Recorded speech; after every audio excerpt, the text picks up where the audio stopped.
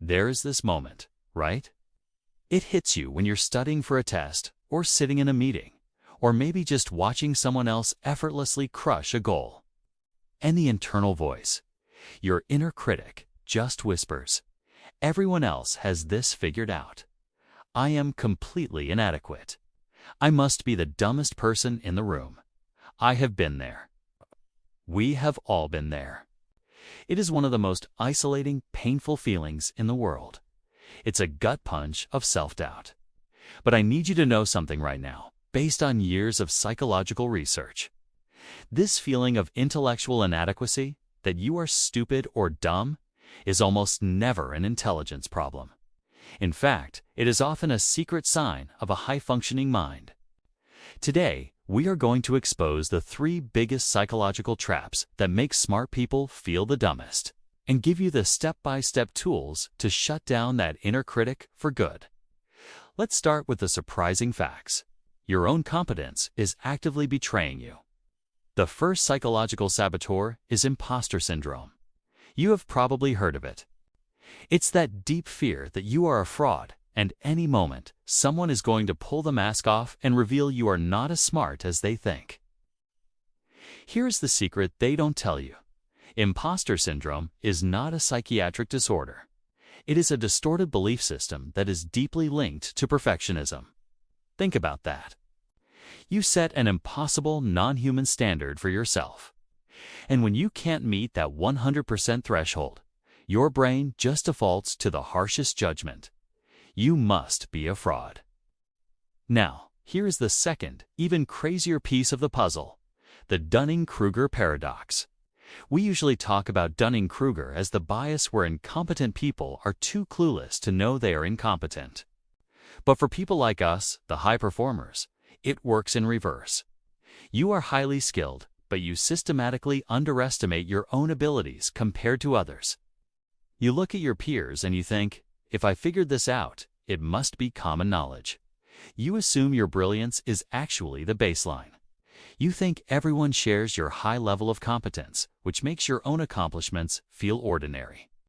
So, if you believe your own success is a lie, that means imposter syndrome, and you assume everyone else is effortlessly brilliant. That means Dunning-Kruger. The logical conclusion your brain draws is, I am the exception. I am the fake. I am the dumb one. It's not just a thought problem. It's an exhaustion problem. When we feel perpetually inadequate, it usually sits on a foundation of low self-esteem.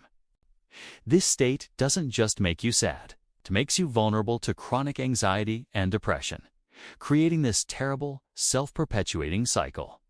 You struggle with self-doubt, which leads to feelings of worthlessness and hopelessness, which then make it harder to cope with life's difficulties. And here is where the feeling of being dumb gets physical. Brain fog. When you are psychologically depleted by chronic stress, worry, or poor sleep, your actual cognitive skills, your attention, your learning, and your memory, they genuinely suffer. Insufficient sleep increases your negative emotional responses to stress and makes minor problems feel huge. Your body needs to recharge, just like your phone. If you are running on 4 hours of sleep or poor nutrition, your brain is literally running on a low battery. When you struggle to remember a name or focus on a task, your inner critic jumps in and screams, "See, you are stupid." But the truth is, you are just suffering from temporary, modifiable cognitive impairment. Your body is sending you a signal. It's a check engine light, not a fundamental design flaw. So how do we hack the system? We don't try to feel instantly brilliant. We become detectives of our own thoughts. This is called cognitive restructuring. First, you need to identify the villain. When the thought, "I am dumb," hits, stop and ask, what specifically am I telling myself right now? Pinpoint the exact, specific, negative statement. Second, you challenge the thought. Put it on trial. Ask, is this based on facts, or is it based on a feeling of anxiety? What concrete evidence in my life, a past success, a compliment I received, proves this thought wrong? You are gathering data, not just arguing with yourself. Third, You reframe the narrative. This is the critical step. Instead of saying, "I failed and I am a failure," you intentionally replace it with a constructive, balanced statement. For example, "I struggled with that task. I will review what went wrong and try again tomorrow." My worth is not defined by this single outcome. This is about adopting a growth mindset, the belief that competence is flexible and learned. And the most powerful tool of all, self-compassion. You are not perfect. You are human. Treat yourself the way you would treat a friend who is having a terrible day. Actively choose to cut yourself some slack. This isn't weakness. It's a direct psychological countermeasure to the inner critic. Now, sometimes these feelings are chronic and debilitating. They become an inferiority complex. If your feelings of inadequacy are persistently affecting your relationships, your work, or your mental health, if you are constantly avoiding challenges or using defensiveness or arrogance to mask insecurity, that is when you need to bring in a professional. A therapist isn't just someone to talk to. They are a neutral, objective party who can provide the structured feedback your biased internal system can't generate. Seeking help is not giving up.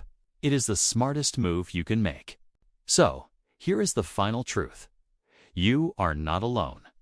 The act of questioning your own competence, of worrying about your performance, that is the highest form of intellectual engagement. It means you care. The next time that crushing feeling hits, I want you to remember, it is not an intelligence test. It is an emotional tax that needs to be paid down. If you are ready to start challenging that critic today, take one step right now. Write down one single accomplishment you are proud of in the comments below. Let us build a community of competence and courage. Hit that like button if this video helped you. Subscribe for more mental performance hacks, and remember, your worth is non-negotiable. I will see you next time.